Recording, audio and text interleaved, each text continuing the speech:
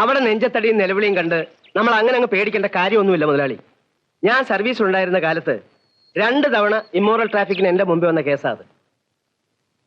അന്ന് അവളെ പൊക്കിക്കൊണ്ട് വന്നവനെ ഞാൻ മൊട്ടയടിച്ചു വിട്ടതാ. തൊട്ടതിനും പിടിച്ചതിനും ഒക്കെ എനിക്കിട്ട് മെക്കിട്ടേറാൻ വന്നാലേ എന്റെ വായിരിക്കുന്ന വല്ലോ കേക്കുവേ.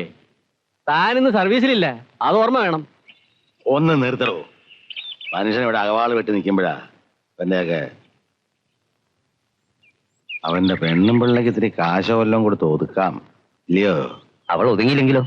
ഒതുങ്ങിയില്ലെങ്കിൽ അപ്പം അറുവേല പറഞ്ഞാൽ ആ വെടി തീർന്ന കുറെ എണ്ണത്തിന് ചെല്ലും ചെലവും കൊടുത്ത് വിട്ടിരിക്കുന്നത്. അത് കലക്കി. കലക്കിയോ? കലക്കി. ആരുടെ കലക്കി? ആ സർക്കിൾ ഇൻസ്പെക്ടർ പപ്പനാഥനെ വിളിക്കടാ. എന്താ സാറേ ഈ ആ സമയത്ത്? പേടിക്കേണ്ട കല്യാണി, നിനക്കൊരു ഗുണം വരുന്ന കാര്യത്തിന്.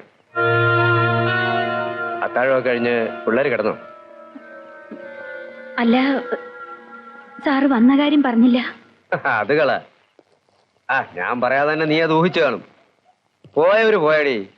ഇനിയിപ്പം കേസിനും ബുക്കാറിനും ഒന്നും പോയിട്ട് കാര്യമില്ലെന്നാ മുതലാളി പറയുന്നു. നിനക്ക് മാന്യമായി ജീവിക്കാനുള്ള ഒരു തൊഴിൽ അങ്ങേര് തരും. പിന്നെ തൽക്കാല ആവശ്യത്തിന് ഇതങ്ങോട്ട് വെച്ചോ. വെച്ചോടി.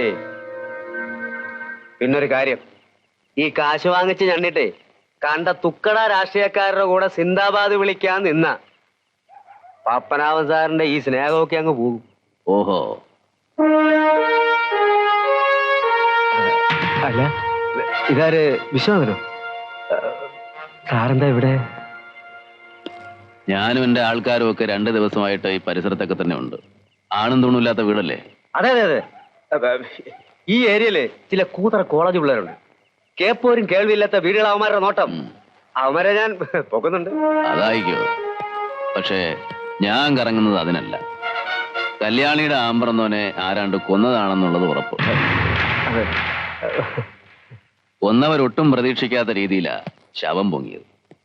ആ നിലയ്ക്ക് കേസ് ഇനിയും കുത്തിപ്പൊക്കാതിരിക്കാൻ കല്യാണിയെ സ്വാധീനിക്കാൻ ആരേലും വരും.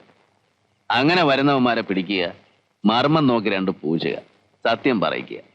അതാ എന്റെ ലക്ഷ്യം. കഷ്ടകാലത്തിന് കൈവന്ന് ചാടിയത് പപ്പനാവൻ സാറായിപ്പോയി. എന്ത് ചെയ്യാനാ? സമയദോഷം.